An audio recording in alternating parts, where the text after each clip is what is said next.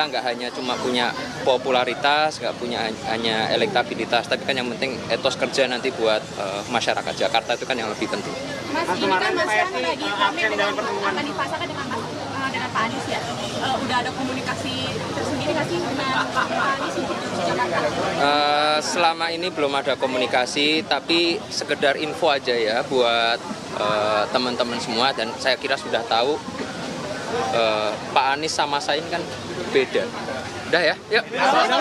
Pak Anies dan saya ini kan beda. Begitulah pernyataan terbaru Ketua Umum PSI Kaisang Pangarep yang juga putra bungsu Presiden Jokowi. Agaknya Kaisang tak mau berlama-lama masuk dalam gimmick politik yang dibuatnya sendiri saat membuka kemungkinan hendak berpasangan dengan Anies Baswedan. Artinya opsi Anies Kaisang itu seperti yang diusulkan DPW PKB Jakarta hanyalah isapan jempol belaka Ridwan Kamil Kaisang, itu jauh lebih memungkinkan.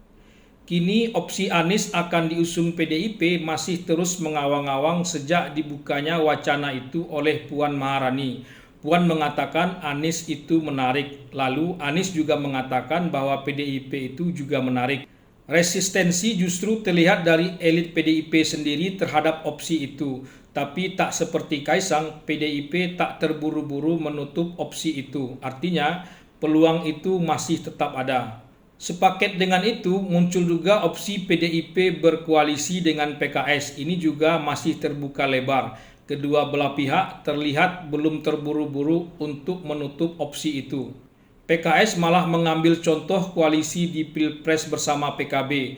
Banyak yang mengatakan itu bak minyak dan air, tapi nyatanya oleh PKS, ia nyaman-nyaman saja berkoalisi dengan PKB. PDIP paling mungkin lebih cepat menutup opsi mengusung Anies, sebab konsekuensinya agak panjang kalau PDIP mengusung Anies. Itu artinya capres PDIP 2029 nanti adalah Anies Baswedan untuk melawan Prabowo Subianto. Sementara kedekatan PDIP dengan Prabowo jauh lebih dekat dibandingkan dengan Anies, terutama secara ideologi. Bahkan kalau PDIP ditawari posisi cawagup pun, mungkin PDIP agak berat, kecuali PDIP sudah memposisikan diri berada di luar pemerintahan Prabowo Gibran dan bersama PKS berada di luar pemerintahan. Di PKS pun yang cenderung berkoalisi dengan PDIP mengusung Anies baru dari pihak yang menginginkan PKS berada di luar pemerintahan seperti Hidayat Nur Wahid. Yang ingin PKS bergabung tentu pastilah akan menolaknya. Akhirnya Anies bisa jadi kembali lagi ke koalisi yang sama pada saat Pilpres lalu, yakni PKS, PKB, dan Nasdem. Nasdem pun sudah tak terlihat lagi bermanuver di Pilkada Jakarta untuk mengusung Anies. PKB dan PKS masih bisa mengusung satu pasang calon meski tanpa Nasdem. Kecuali kalau PKS pun hengkang mengambil tawaran posisi cawagup dari Ridwan Kamil seperti yang sudah diutarakan Presiden PKS Ahmad Saiku. Kalau ini yang terjadi, maka Anies benar-benar tak ada kendaraan partai untuk maju Pilgub Jakarta.